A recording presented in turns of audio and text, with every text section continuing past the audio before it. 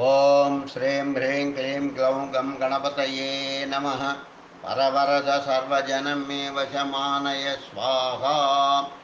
ఓం ఐం హ్రీం శ్రీం శ్రీమాత్రే నమః. శివశక్త్యైకరూపిణ్యై నమః. ఓం నమః శివాయ. ఓం ఓం ఓం శ్రీ గురుభ్యో నమః. మొగలిచర్ల వేణుగోపాల దత్తాత్రేయ నమః. ఓం ద్రాం దత్తాత్రేయ నమః. శ్రీ దత్త వేదపాద స్తుతి. అగ్నిమీలే పరం దేవం యజ్ఞస్య త్వాంత్యధీశ్వరం సోమో అయమగ్ర్యోర్జస్తే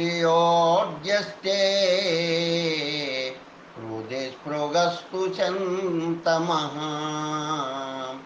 అయం దేవాయ దూరాయ గిరాం స్వాధ్యాయ సాత్వతాం సోమో అస్త్వనేన విందేయం తద్విష్ణో పరమం పదం. ఏతాయా లౌకికా సంతో హీనావాచోపి నః ప్రియా బాలస్యేవ పితుష్టే త్వం స నో మృళమహాసి. అయం వాం నాత్మనోస్తత్వాధిగమ్యాస్తి దుర్మనాః. రుద్రోగం మమ సూర్యత్వం హరిమాణం చ నాశయ. ప్రమన్మహే స్వాన్ విద్ధీతి స్తోతారస్తే వయం నమః. భగవో దేవతే స్తోమమారే అస్మే చ శృణ్వతే. ఇంద్రో మదాయ యాతిహ సత్వరం సోమినో యథా.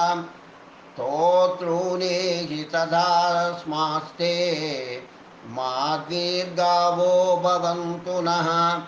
దేవిరూపేత్ర మాయాయాస్తే అత్ర మగ్నో అగ్నిపీడితః. మాభితః సంతపంతేహ సపత్నీరివ పర్శవః. ఇదం శ్రేష్టమపి ప్రాప్య జన్మగతాధ ఏవ తత్ కురు ప్రసాదం జ్ఞాత్వయి తత్తేనాగం భూరి చాకనా. ప్రవస్తు జ్ఞానాజ్జహాతి నిష్కామస్కేన్ వృతిం త్వహం. నతాదృశోతః కామాది సర్వం రక్షో నిబర్హయ. సుషుమామూర్తియస్తోమైరాగచ్చైతే వయం విభో. త్వదం శాస్త్రం శాస్త్రం పతిర్నోసి. దేవో దేవేషు మేధిరః వసూరూపం రూపమిహ ప్రతిరూపోసి నో పృథక్. ఏతాని భూతాని విదుర్బ్రాహ్మణా ఏ మనీషిణః. తం నుత్వాం కిం భ్రువే అల్పజ్ఞో భగవంతం క్షమస్వభో. ఓషమాగహి మాం త్వం చేత్సకాసన్నతి మన్యసే. తావాసనాఘ్నంతి యథా వృచ్చికస్యారసం విషం. అతో మాం పాహి భూయిష్టాం నమవుక్తిం విధీమతే. నిహోతాసీదశి విభో యస్వం యష్టోర్గృహే ప్రియ. తం త్వాహ్వయే జ్యేష్ఠరాజం బ్రహ్మణాం బ్రహ్మణస్పతే. సేమా విద్ది ప్రభృతిమీశిషే యో వవమానిశం. త్వం విశే విశ్వేషాం యదీశానో బ్రహ్మణా వేషిమేవహం. మందస్వకోయం దీనో జ్ఞ ఇతి విద్వాన్ భవాన్ ప్రభుః. ఇంద్ర ఆశాభ్యః పరిమాం సర్వాభ్యో అభయం కరత్. ప్రయ ఆరూపితాం భ్రాంతిం తత్ప్రసాదా జహాతి సహ. విముచ్యతే తద్విప్రాస్వాం జాగృవాం సహ సమింధతే.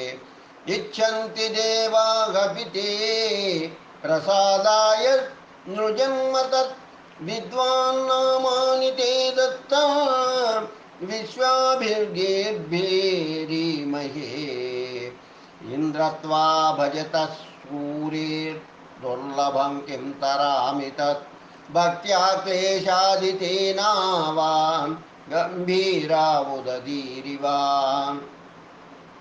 न तारोद्धुं धियशक्ता योगेनापि ततः सदा त्रातारं धीमहि धीमहि शत्वां धियो यो नः प्रचोदयात् वैश्वानराय दत्तान्नं विधिलब्धं सदैव ते भवामो भजने सक्ता अस्माकं शृणुदेवहं ये वा त्वामिन्द्रविप्रासो जागृवांसो विपन्यवः स्तुवन्तेभ्यो हि ते कोऽपि न ज्याय अस्ति वृत्तवृत्रहन्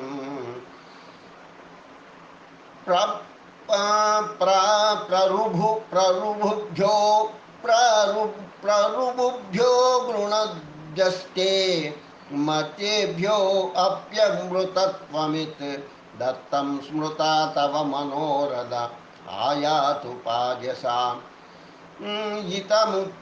इतमुच्यदिशं श्रेयो यज्ञद्वा परितृप्यते साधु तद्भजनं ते स्मो ईशं स्तोतृभ्य आबरा त्वामग्ने मायिनं मायां जेतारमपराजितं हित्वाकं चरणं यामः स नो बोधिश्रुधिवहं महीमहेशो अज्ञानेन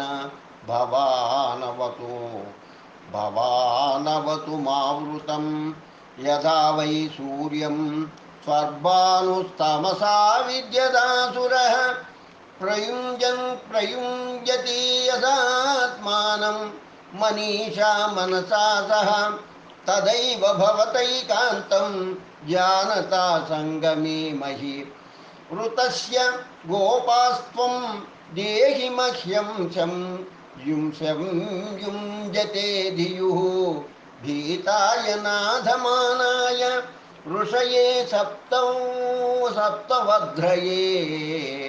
त्वं हि पाताशिनो दत्त परिबाधस्वदुष्कृतम् कामादीन्यस्य बीजानि जहि रक्षांसि सुक्रतो पिबा सोममति सोममिति श्रुत्वा यष्टुर्भूतिं शुभं द्रवत् आयासि पुरुरूपत्वामासु गोषूपपृच्छताम्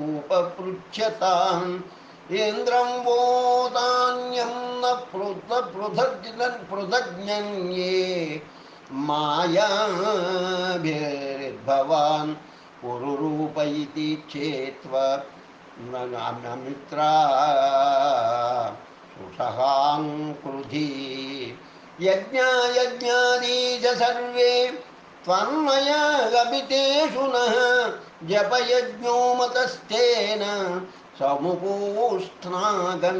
मही स्तुषेण राप्यं तुष्टः सन्नथो यस्याम् अयोमुखं मायां जित्वा भवान्तां मे विश्वाः शर्म यच्छतो दुषस्वस्तोममीशैते प्रियासः सन्तु सूरयः वयं स्तोमप्रियानेन यच्छानः शर्म दीर्घश्रुत् उग्रो यज्ञे मृत्युरयमद्वदुग्धा इव नेन वः धियो मे नेने दृगीश न जातो न जनिष्यते प्रब्रह्मैहीदमाकन्योर्वारुकमिव बन्धनात् मृत्युञ्जय प्रमादाज्ञान्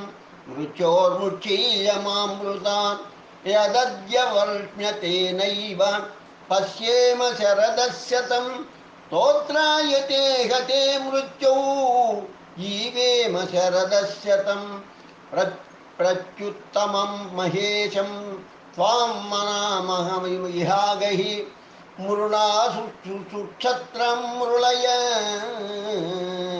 मानो दुःशंस ईशत त्रिश्रोवाचस्ते अत्र वरं कै ईशानं न याचिषत् भक्त्या गृणीमस्त्वां स्तोत्रैस्तेभिर्नस्तूयमागहि दूराद्विहाय सर्वं त्वां ऋषयो ये च तुष्टुः मत्तां अमर्त्यस्य ते तद्भूरि नाम मनामहे य इन्द्रत्वं यो नमसा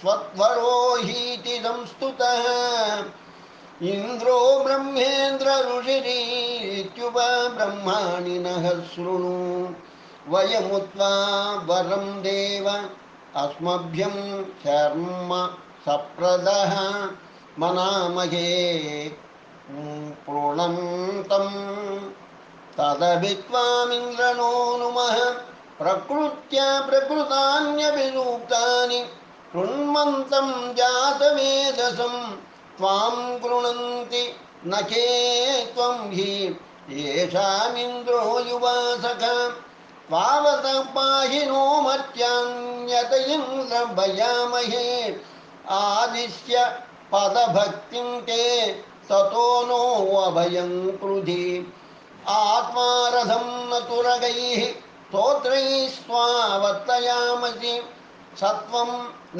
इन्द्रं मृळय यस्य ते स्वादु सख्यमित् आप्रबोधं भवो अबोधः स्वप्नवद्दुःखदो असुचिः पतितान् दुःखितान् नूनः पाहि त्वं शृणुधीगिरः इंद्राय सामते गातुं न क्षमो नाम ते गृणे बन्महाहसि सूर्यत्वम् अत्रादेव महागसि सोमः पुनानोऽन्तारामो मया त्वं नाधिलक्षितः ईक्षेतुच्चान् बहिर्भोगान्योषाजारमिव प्रियम् प्रणयिन्दोरपि स्मरं रूपन्ते दर्शयामलं न्यून् स्तोत्रोन् पाह्यं गसो नो जहि रक्षांसि सुक्रतो हिन्वन्ति द्वैतमत्यस्माद्भयं विन्दति मामिह यदन्ति दूरके यच्च पवमानवितः जहि जहि दत्ताकारकशक्तीनां सर्वेषां त्वमिवैहैकयित् यशोऽत्रेदं पवित्रं ते विदतं ब्रह्मणस्पते असज्जि भवता विश्वमनित्यमवशं बृहत् त्वं संस्मरज्ञचरणवत्सं जातं न धेनवः पुरोजिती च भो भूमन् तत्र माममृतं कृधि यत्रानन्दाश्च मोदाश्च मुदः प्रमुद आसते अयं स इति विद्वां संयमाय घृतविद्दर्वद्दविः कुतो दुहो मृतो अदेवायमाय जुहुता हविः निवर्त ध्वमितो देवा भद्रं नो अपि वातय मनोहरे मां पाह्यातं पिता पुत्रमिव प्रियं प्रमाता प्रमेयं त्रिपुटीह न विद्यते रूपं ते विकृतं सत्वं मधुमन्ये परायणं प्रहोतारो अत्रैव मनोन्वाहुवामः इत्यतः गमादिमनसो नास्य यो यज्ञस्य प्रसादनः ये यज्ञेनाच्यन्त्यनेन सर्वे नन्दन्ति ते त्वया नान्ये अत्र स्वत्प्रिया एव विरूपासो दिवस्परि देवानां नु वशे योष्य सुमङ्गलीरियं वधूः स्नेहेषु त्वच्युतो भोगी पतिर्बन्धेषु बध्यते विहितं सर्वमित्ते त्वमतो जिज्ञायांश्च पूरुषः पादोऽस्य विश्वभूतानि त्रिपादस्यामृतं दिवि हये गाये इति वदन्य सालाव्यकवृत्समुत्थमा तन्मयो न स वेदामुमात्मानं तव पूरुष उभा उपादितोत्रैकः काकेन मनसान्वितः त्वां यदीक्षिरेत तं माता रेक्लिमातरं तदा तदितात्मं हृदि वपुः पश्यन्तस्ते मनीषय मुनयो वादरजनां विसङ्गवसते अमलाम् च्यं चिन्मयं भुधारूपं सञ्जानाना उपासते यो अस्य पारे रजसः स नः स्पर्शलतिद्विषः ईशे त्वोज्ये चौदनेन नित्यहोमेऽपि गव्यतः यजन्त्यहं त्वकामस्त्वां श्रेष्ठतमाय कर्मणि अग्न आयाहीति गातुं त्वा अक्षमः स्तौमि केवलं निशीथ मे हृदि यथा निहोता सच्छिबर्हिषि शं नो देवी प्रसादात्ते सन्तु धीवृत्तयो अनिशम् आत्मप्रवाहाद्वारस्यात् छं योरभिस्रवन्तु नः ज्ञातेऽस्मिन् पाशमुक्तिः सकलविदिति तत्स्वाद्य निर्देश्यमेकं सूक्ष्मं चातीन्द्रियं सत्तदयमिति गिरा शाब्दनिर्देश्यमेव वाक्यैस्तत्त्वं विरोधेऽपि सति सुमतिभिः सोऽयमित्यादिवत्त भागत्यागेन लक्ष्यं वरगुरुकृपया लभ्यमैक्यं हि तज्ञैः इति श्रीदत्तपुराणे श्रीदत्तवेदपादस्तुतिः सम्पूर्णं। लोका समस्ता सुखिनो भवन्तु, लोका समस्ता सुखिनो भवन्तु, लोका समस्ता सुखिनो भवन्तु। ॐ शान्ति शान्ति शान्तिः स्वस्ति।